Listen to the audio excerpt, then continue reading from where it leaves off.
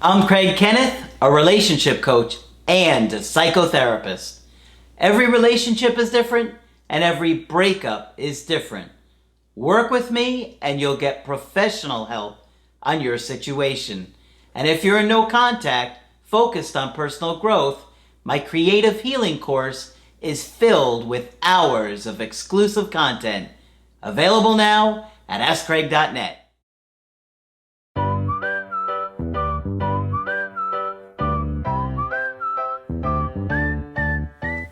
Hi there, I'm Coach Kenneth.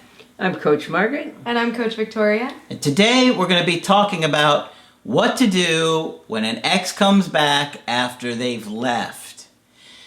Okay, so this is really important and you want to pay close attention here because one of the hardest things to do is to stick to your game plan when you finally do hear from an ex. I'm constantly seeing and hearing from people that have been in no contact for months on end, and the ex comes back and they make a ton of mistakes.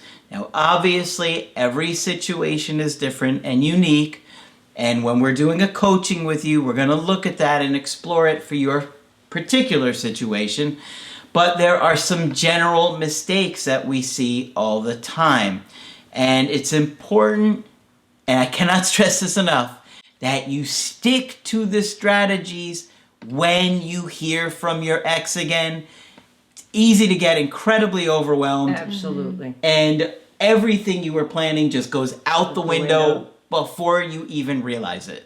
Right. So we might have done all of the right moves. We might have done no contact. We might have given them space. But then that time comes, it all boils down to that one moment of when they do reach out, and then boom, you blow it. Yep. So this is why we're making this video, is to bring better clarity to that, and to give you clearer steps on what to do when they do come back, and to help you to move forward in that.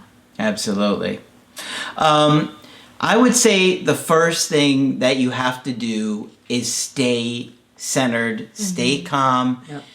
Take some deep breaths. You're going to feel completely overwhelmed. You're going to get anxious. I've had people tell me they throw up.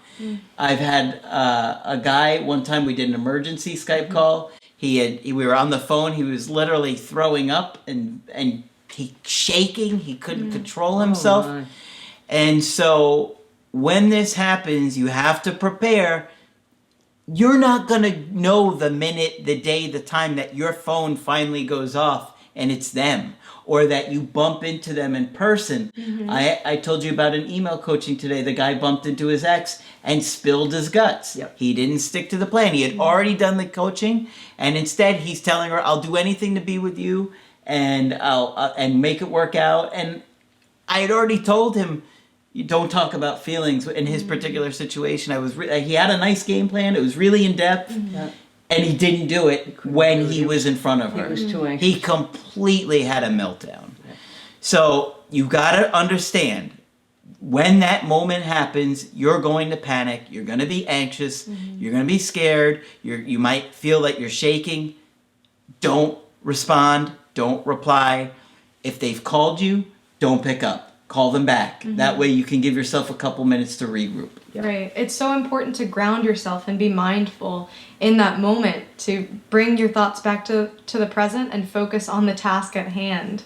So you also don't want to rush into things when you do hear back from your ex. You don't want to blow up their phone or suddenly overwhelm them, or use any excuse to contact them after their initial first contact. You want to take things easy. This is very important. You also don't want to ignore them. We do want you to respond. That's important. Right, because some other coaches might tell you to ignore them. Yeah. That is not our approach whatsoever. No. We don't think that you should ignore an ex. You should definitely respond, but take things easy, respond in a cool, calm, and collected manner. Yes, because when your ex is reaching out, it's a bid to connect. I mean, yes, sometimes it's just to handle a bill or something like that. But if they're reaching out with an indirect direct, or they're contacting you, A lot of times they're making a bid to try and connect with you to repair that disconnect that you've had. And so I don't recommend you ignore that. I just think it's immature, and I think it decreases the chances that you're going to have a healthy relationship, right? Another big thing is that we get so overwhelmed, we just start engaging them and messaging them a lot on the phone, having these long conversations. I have had people say, we were texting for 6 hours. Why would you do that? You haven't talked to this person in months, and now you're going to completely overwhelm them, tell them everything they wanted to know. No, you got to play your cards closer to your chest there. Right. People forget that. It always seems like more is better. But in this case, less is much better. Absolutely. Your goal is to get them in person, to go out with them, to spark things up and have a great time like you did when you first were dating, and it was fun and it was just a great time, and that's how you wound up together in the first place. So it's not done through text. It's done not through text, done in person. Not through long phone calls. Get them out in person at night. No breakfast, no lunch, at night. It's absolutely important because that's when romance happens. I've talked about the girl I went on the date with breakfast. The first date she told me that was the best first date she ever had. But because she worked several jobs and I was having a difficult time getting to schedule with her, we went to breakfast. Well, that was the last time I saw her. Yeah, no more pancakes for you. When I kissed her goodbye, I kissed her goodbye. Yeah. Okay? So, nighttime dates only. Right. And once you are in person with your ex, you don't want to rehash all of the details of the relationship.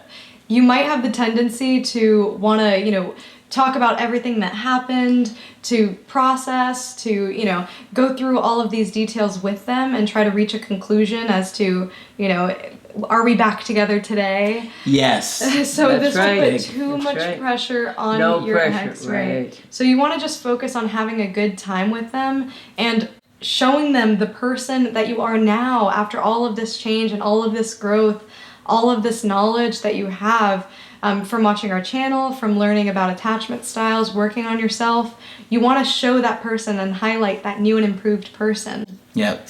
So you also do want to own up to your mistakes if they bring it up. If they bring it up. Exactly. That's the key here. Okay. Right. You don't want to brush it under the rug or dismiss it, because that can also give them the idea that you don't really care or that you're ignoring a major issue that was important to them. So be aware of that for your actual meeting. Yeah, it's so important that you allow them to bring up those topics when they want and not focus on it too much, especially in initial meeting again, right? Because it's just going to overwhelm you. I've made those mistakes. I remember one time I went out with this girl and I was just so overwhelmed and so focused on fixing it, getting back together and repairing it right then and there. Had I been more relaxed about things, we could have got back together, but I'm sure I overwhelmed her, So you want to be slow with that. Another big thing that you want to do is you need to take a look at if they did something major in the relationship. Like they cheated on you, they lied to you, they did something really destructive or hurtful to you, that they're taking ownership for that. And then they don't have to talk about that all at once, but you just want to see that they've had some clarity or insight that they did something to really hurt the relationship and that, maybe they owe you an apology, Yeah. And it can be really deceiving once you are in contact with your ex again, when everything is aligning, when everything is synchronized. It's like you're finishing each other's sentences. Yes. It is almost like that. That was good. I wanted to say sandwiches. Oh, well, that too. But when you are in alignment with your ex and things seem to be going so well, it can be very easy to forget the real issues that you did have in the relationship. So you don't want to forget that those things actually were there and that they will come up again if they're not addressed.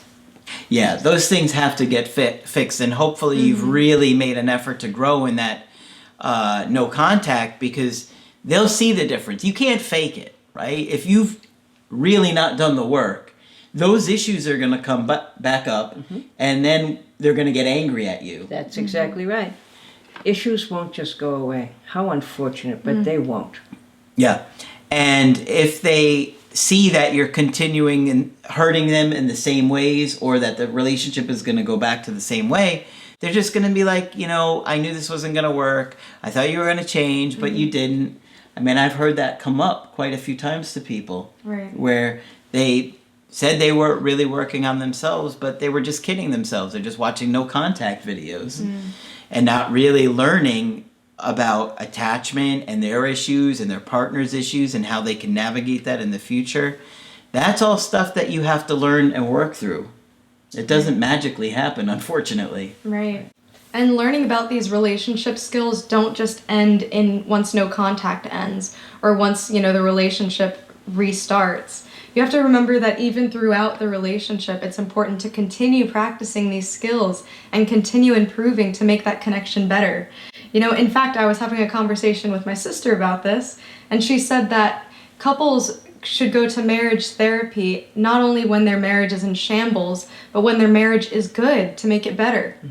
So I think that's a very important point to remember, that once you do reunite with your ex, continue learning about attachment, continue working through those issues. Absolutely.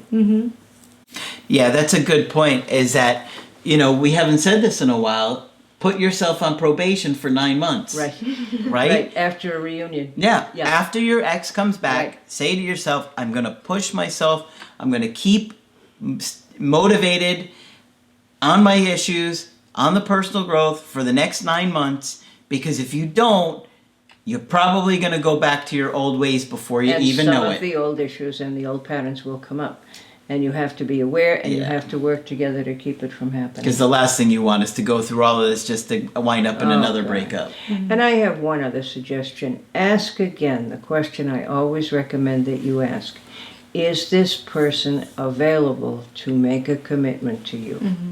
Are they terribly enmeshed with their family? Are they still very attached to an ex-spouse or partner? Are they really available to make a commitment to you? Because you don't want to go through this again. Right. Yeah. So hopefully this makes some of the things clear, that we see mistakes that happen fairly regularly. Correct it. Realize that you're likely to make these mistakes if you don't stay centered when it happens. Okay? The other thing that's good is you can agree on a plan, you and your partner. And counseling could certainly help that. Absolutely. We all have our issues, and we all have our blind spots, and the more you work through them, the healthier you're going to be, the better partner you're going to be, and the more likely you guys will have a great relationship. And if they don't come back, you're still going to have a great relationship with somebody, Right. and you'll find somebody that blows you away. Yep. Right?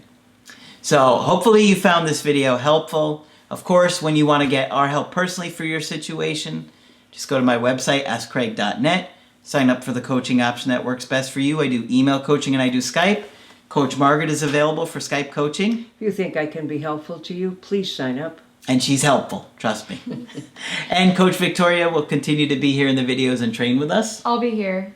But that's it for this video. I'm Coach Craig Kenneth. I'm Coach Margaret. And I'm Coach Victoria. And we will talk with you soon.